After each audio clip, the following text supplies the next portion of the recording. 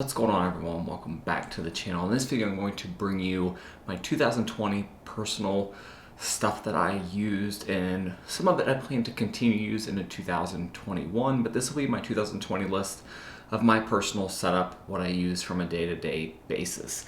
A lot of it's for this channel and a lot of it's just for general personal stuff, for video editing, photo editing, and just general going about life. So I have a long list here. I had to write it down because it was longer than I thought it was, so we will get into it.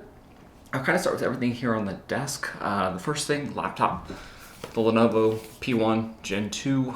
This is their ThinkPad laptop. I believe this is about $1,200 to $1,300. We do get a discount through work. I would highly recommend this laptop if you're looking for a 15-inch kind of workstation, workhorse laptop, especially if you can get it in the outlet, Lenovo's outlet, and get it for $800-900. I have seen it run at that price before, but I've had this for a little over a year now and it's still going strong. Runs a little warm, but most thin and light 15-inch laptops do, so that's something kind of to think about. For my phone, I currently have the iPhone. This is the 10 or XX Max. I've had it for over 2 years now. It's still going pretty strong. It's probably due for an upgrade because it's a little bit larger than I would like. I really like the new iPhone 12 size, that kind of 6-inch range. This is, I believe, 6.5 inches, so it's a little bit larger than I would like to continue going forward. So we will likely get rid of it here soon. And this is the Kudabi, I forget how you pronounce it, case. And usually I don't have a case on it, but I've had one on it recently because Apple Care is no longer on this. It ran out after the 2 years, so been playing it safe because I do plan on selling this and getting probably the iPhone 12. I don't need any the iPhone 12 Pro or Max or anything along that lines. I just want a little bit smaller phone, but you can find one used or refurbished. I would still recommend this phone. It's been a workhorse, great battery life, and it's got that Apple resale on it because it currently says that could be able to probably get 450 out of it if I really try and let it sit around for a little bit. So that's it for most of the personal stuff that I carry around. So let's get to the rest of the stuff on the desk. This is a Logitech M720. I believe this is their Marathon Edition. It's like a $27, $30, $27 to $35 mouse, Bluetooth mouse. It's great for the price point. It fits my hand really well. That's really why I got it. And I didn't need anything fancy or any type of gaming mouse. The only negative is that sometimes the connection is a little wonky, and I do wish it had an actual way to connect via wire also. I know there's a few mouses out there that do that, but this one does not. But for that price point, I think I got it at Staples for $25 on sale. So you can get these for a really good deal. I've had it for a couple years, and it's actually worked out pretty well.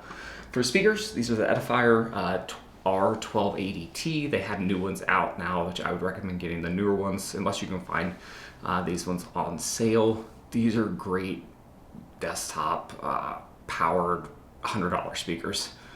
They look great. I did take the front grill off of them because I didn't like how that looked, so I did do that, but they are great speakers that I've had for a while. I would get the newer version of them if they were the same price or even $10 difference.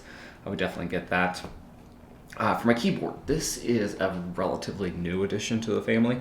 This is the KBD Fan Tofu 65. This is a custom mechanical keyboard.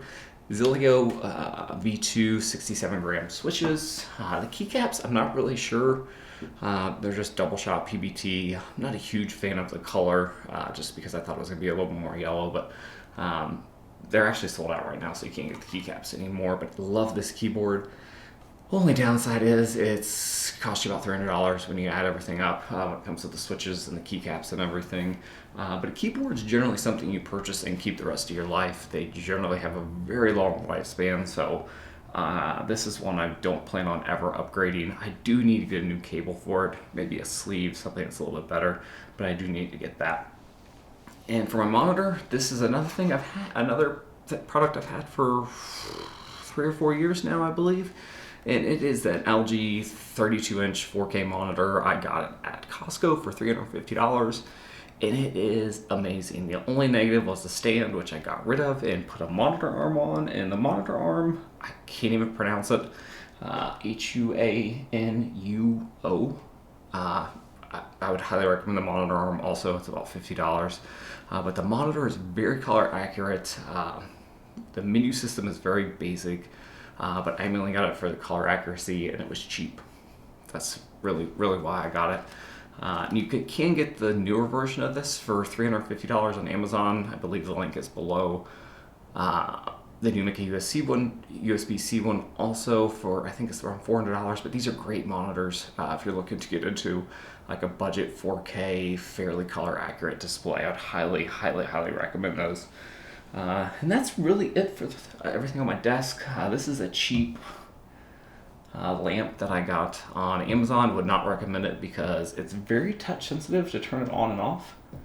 And it doesn't always turn on, and I've only had it a couple months, so I would steer clear of that altogether. Get one that has actual physical control to do that. And sometimes if you hit the desk too hard, it will turn on and off, so I would steer clear of that. I don't even have that for a link below to purchase it because I would not recommend it. Works now, it looks good. Got USB cable on it if you want to charge something with it. But that's everything for that. So now for my internet, I have the Google Wi-Fi. You can see one of them here. They're 3-system mesh router Wi-Fi setup. We've had it for a couple years. Something we plan on continuing to use. We really like it. We've had good luck out of it. Most of all of our Nest or Google stuff, we've had really good luck out of it. We like how it pairs with our phone and gives us notifications if things are wonky. So it's one of the better ones out there, I think, if you're looking to get a mesh router. Now, as for my actual modem, it's an old Motorola SB6141. I've had this for probably about 10 years now. So if you're paying a monthly modem fee with, say if you're with Spectrum or Comcast or anything like that, I still believe you can buy your own modem and use it and save $5 a month. I got mine for like $35 refurbished, and it's still going strong. So that is something I would recommend, especially if you're paying $5, $10, $15 for a cable modem, which is crazy because they're not that expensive. So that's what I would do there. As for my actual video setup and everything I use, I have this lamp. I have a light back here, which I got from IKEA for $7.99. Well, the light actually that's hanging on was $7.99. The actual light in there is just a GE standard light that they have. You can get it at Lowe's, but it was a pretty cheap, easy setup. And for the actual bookcase back here, I got it on Wayfair. I think it was like fairly cheap, $150, $180. It's not real wood, but it looks good, and it is built very well. The shelves are very heavy, and I think it will withstand the time. But for everything for shooting, I have very cheap LED umbrellas up here. I did do an unboxing of these, so if you want to check that out, they were very cheap, like $40. They do a great job. I kind of am looking to upgrade those though, so that's something I'll probably upgrade down the line. I'd really like to get the Aperture 100D, but they're currently not being listed to be in stock until end of March, so we'll see how that goes. But these work great for the price point that I have. This is being shot on the Nikon Z6 II. I'm getting ready to do a little bit of a review on that. I've had it for a couple months now. So that's something. I had the Nikon Z6 before that. I like the Nikon family. I like the Z setup. I like that I can afford the lenses, and I have the 24 1.8S on, and then behind me here we have the 50 1.8S. These are very light, compact, excellent video and photo quality for not that much money. This one's about $490, about $500 total. The 24 1.8S is about $1,000, so it does run a little bit more. But all their 1.8 lenses are excellent, and they're not as expensive as, say, if you go to the Canon route and get the 50mm RF 1.2, which is a little bit more, has a little bit more shallow depth of field because that 1.2, but it's going to run you like $2,500, $2,200. So I really like the Nikon Z setup because I can afford it, and I can afford the lenses, and they also make great zooms. So the 14 to 24, I've looked at the f4 for doing some videos like this. You got the Nikon Z50, which is crop sensor, but if you wanted a second camera, that would be something to look into. So that's what I've been doing there. I have an Asden shotgun microphone attached to this. It's okay. I think the Rode ones are a little bit better. was about $200, so I've had it for a while and it works pretty well, but I don't think the sound quality is the best in here, and that's mainly because this is a small room.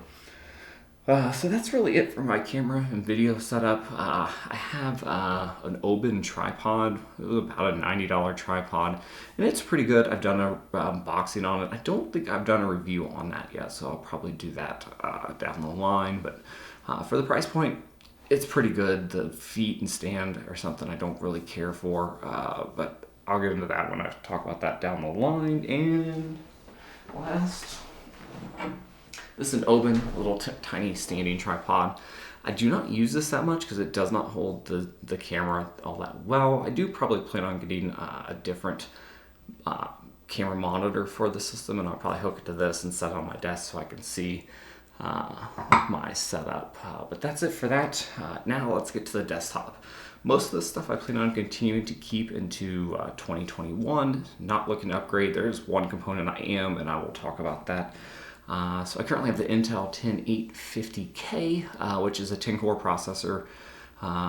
It's on the LGA 1200 platform. I have a Gigabyte Z490 Pro AX motherboard, which has been pretty good, pretty reliable, and I like the looks of it. But that setup I'll probably continue for the next 5-10 years.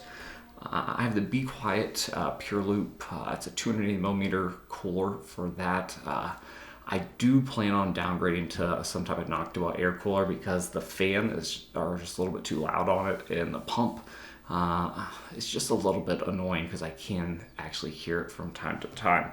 But it's a great AIO cooler. It keeps everything nice and cool. So if you're looking for that, I would highly recommend their stuff. And for the actual graphics card, it's the VGA 980 Ti. It needs an upgrade because one of the fans is dying on it. Anytime it gets going, you can really hear the fan make a weird noise. So I've had this card for over 5 years, so it's probably about on its last leg. But you can't find graphics cards right now, so that's something I'll have to look to upgrade whenever they come in stock. I went to Micro Center yesterday to try to get one, and there was 30 people in line trying to get, because they had a recent refresh in stock, and there were so many people in line. I just didn't mess with it and just went with that. But that is something I'd probably look to upgrade down the line. So that's it. Kind of went and rambled on there, but that is everything I'm using in 2020. Most of the stuff I'll continue to use in 2021. Few things I'll probably upgrade. The GPU. Obviously, whenever I can get a 3070 or 3080 in stock, I will go pick up one of those. Look to downgrade phones to a little bit smaller one. That's something else I've been looking into. And I honestly would like to downgrade laptops to something a little bit smaller, but this thing has been so useful and handy, and I've gotten used to it. Everything's on it. Has 2 NVMe drives. I may hold on to it for a little bit, but I kind of like to downgrade to a 13 or 14 inch because I don't really use this all that much since I have my desktop. So that's it. That's everything. Oh, the desk. This is an Apex desk. You can get on Amazon. Links below in my description, I believe. It's an excellent sit-stand desk. I think it's about $600 to $700, depending on what size you get, but it goes up and down like so. It's an excellent standing desk. I'd highly recommend getting it if you could splurge on it. I've had it for probably about 7 or 8 years now. It's been moved twice. It's very heavy, sturdy. Probably not real wood. I probably would not get the white one. They have different colors, but I've had really good luck out of it and really like it. And that's it. That's my 2020 setup. Most of this is going to continue to 2021, but I will update you as I go. If you have any questions, comments, leave them below. I hope you guys have a good rest of the weekend, and I'll see you guys next time.